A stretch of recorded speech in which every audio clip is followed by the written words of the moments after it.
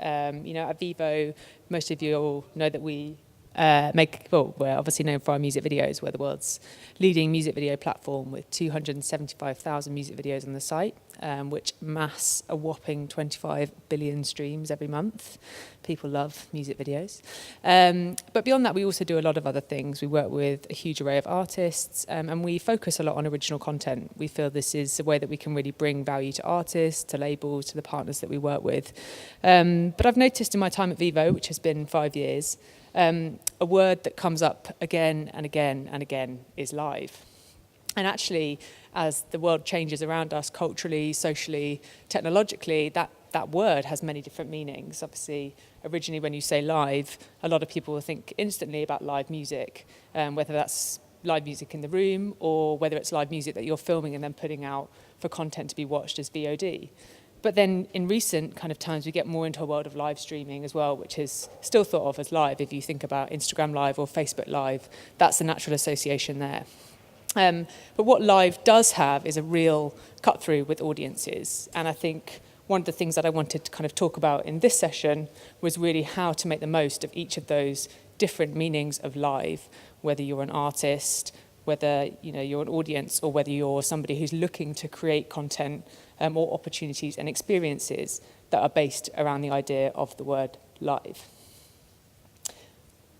As things become more competitive in the industry, it's also really difficult to cut through to those audiences. So I thought we could kind of chat through the ideas and think about some of actual kind of practical things around the ideas of best practice, but also looking at some of the reasons that people tune out. So I thought we'd kick off with live streaming. I'm sure that some of you may be kind of like interested in consuming live streaming, other people maybe not so much, but really offers some incredible ways for audiences to directly connect with the artists that they love. So when we're thinking about live streaming, it could be something that's done professionally by a company, some things that we've attempted to do at Vevo and we've seen real success with, or it can also be something that an artist decides to do personally themselves. Think about Instagram Live or Facebook Live, for example. We did a really interesting focus group and research group around live streaming, actually, and it came up with some really kind of thoughtful points for us, which we've definitely tried to use in our approach to live streaming moving forward. The first one is that people love live streaming because they love that element of fun and the unpredictability of it. There's nobody there censoring their direct relationship with an artist, and that's something that, as a fan, in the kind of media landscape that we exist in currently, is incredibly attractive. It also allows for fans to be part of the moment. They can write a comment or vote on something that can actually change the output of the experience that they're having. And if their comment is reacted to or a question is answered by an artist, they've built a direct relationship, which, unless obviously they're in person with somebody, could be quite difficult to do otherwise. The lack of censorship and that sense of authenticity is also really key to these experiences.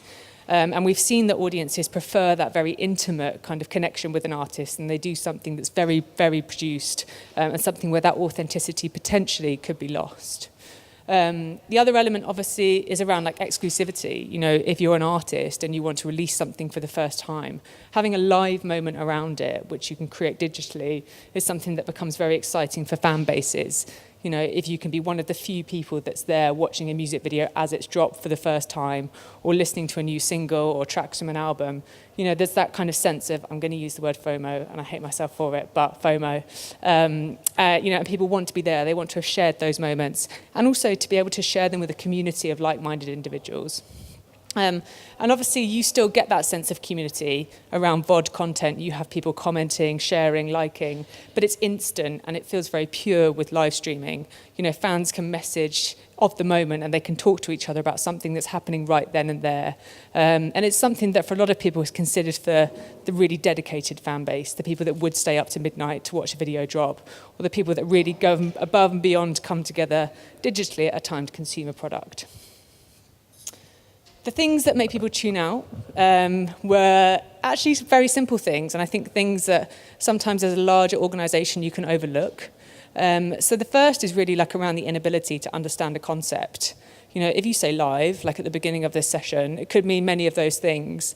And audiences really felt, unless they were on a platform that they knew, like Instagram, where the word live came up, that they knew that's exactly what it meant, there were some questions around what they could expect from something that was titled live. So if you're looking to do something from a live streaming perspective, you need to be really clear about what it is in the titling and really clear about when and where it's happening so people can understand that concept as quickly as possible. The next thing that we found was like a real kind of like sticking point for people is that they felt there had to be something in the format of which they were watching, which meant that you had to be there to watch it live. People don't really want to watch interviews as live streaming pieces of content. You know, there's really an interview is kind of something in which it's when it's been cut together to create a piece of VOD is something that's at its most engaging. But really they wanted things that had to happen then and there. So something that we kind of thought about and something that was a kind of outcome of this focus group that we ran was really around the fact that you've got to prove that you're live. You've got to prove that it's something that's happening instantly and something that audience need to be there to consume live at the moment. And that's really when you'll see the best results in a live streaming capacity. And lastly, something that's really simple, just the technical quality of the output that you're putting out. You know, if people have taken the time and the effort to source your live streaming programming and there's a technical glitch or you're not running to time, you know, they're not going to take trust in you as a live streaming platform. So those are kind of some very simple pointers, but things that I think are relevant and often get overlooked. But the bonuses for artists and for audiences is that you can create that first-person connection, which is something that's harder and harder for people to do. So moving on to the next kind of element. So live events is something that we've really put a lot of effort into doing at Vevo. I think in a time where more and more of our music consumption happens digitally, it's great to have like a real world event and something that people can really enjoy on the ground. I mean, I'm sure we all remember the first gig that we went to where we really had that feeling when you kind of see one of your favourite artists perform, you're with a group of people who are in exactly the mindset as you are, and you can never really beat that. So we never want to kind of get to a point where we can't give people that on-the-ground experience. But capturing that as a piece of content is something that also comes with its own intricacies and something that we've spent a lot of time working on and thinking about how we can best have that fulfilling momentum like on the ground, but also make that carry into the content that we're producing digitally for artists, for labels, and for audiences. So again, some things around like best practice that we've looked at from a live events perspective. I think it's very much around thinking about the whole perception of your event. Everything from the marketing to the arrival of an audience to the experience of the event itself has to be thought out and really well calculated. We wanted also always aspire to create a unique environment for fans and for artists, to go that bit further, to find somewhere that wasn't just a standard venue, or to really give people an opportunity to see an artist do something that they haven't themselves had an opportunity to do before. And again, those ideas of exclusivity and authenticity are what are going to drive your audience both on the ground and then digitally as well. Looking at the reasons that we found that people kind of lose interest in some of this content, again, like relates slightly to those ideas of exclusivity and authenticity. You know, if I challenged you to find a festival performance from an artist, you could probably find 50 that look remarkably similar, whether they were shot at Reading or Tea in the Park or many other festivals around the world. It's like, how can you really make your content feel like it's going to stand out in that environment when it's a very saturated environment initially? Obviously, attention to detail in the sense of like how you set up your content and title it is key, and thinking about then how you can keep audiences' attention and make sure that they come with you on that journey of like a full set. So something that we've thought about in this instance is really shortening the amount of time before the music begins, especially when we're thinking around like digitally uploading our content. We actually had a series, and initially we used to have a bumper and then the artist introducing themselves after that, which led to around 12 seconds before the music actually started. And we saw that we were losing 40% of our audience in those first 12 seconds, which is a huge amount. So in the end, we decided to cut that and have the introduction run under the bumper. And we saw a retention that went up by 16% purely by doing that. So think about these kind of things when you're actively putting out your content. Obviously, branding is key, but are there ways that you can kind of continue your branding through the performance?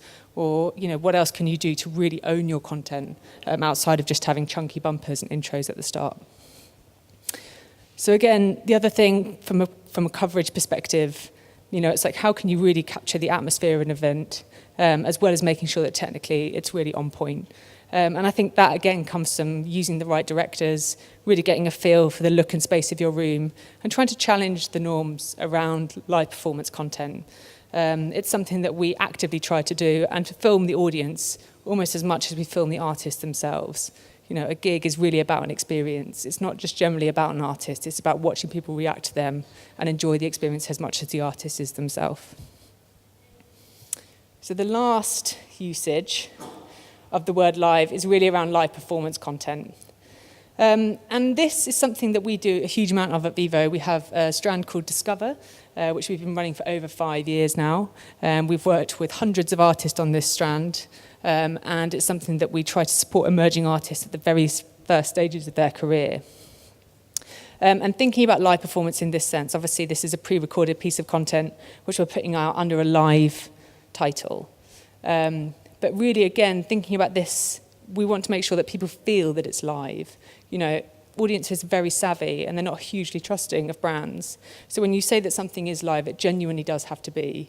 You can't be putting up things that are really heavily manipulated. People have to get a sense that they're watching the performance as it happened of the moment, rather than something you've tampered with and then put out at a later date. And to really build an audience around that kind of brand, that has to be evident across all the work that you do. So some of the kind of really simple points around that are keeping your camera work obviously very kind of on point, but also in a really intimate portrayal of the performance. There's no point in constantly cutting and moving around when really people want to focus just on the live performance of the artist itself. The other thing that we found is particularly helpful here is to really work with the artist at the right time for them. It's something that we try and pride ourselves on doing and building really good relationships across the industry. And we find that kind of connecting with artists and really working with their marketing timelines is something that, you know, has proved to be a real kind of like up point of the series that we do, making sure that we can build audiences and find that kind of really nice meeting point between offering something at Vevo where we can distribute their content, but also working with them at a time when they have a fan base that's really going to appreciate that. And I think looking at why people tune out here, again, you've got to have something that feels consistent and something you feel you can own. When attention from our audiences is so sparse, they're not going to have huge amounts of time to dedicate to things like this. So they need a brand that they can trust, and they need something that they feel they can compare the artists that they're watching. It's got to be something which is instantly recognisable and draws your attention in a really cluttered landscape. So these are probably like the three main pieces of kind of different meanings of live that we use at Vevo. And each of them is an area that we're still trying to build and develop, because each of them has a very unique audience attached to them.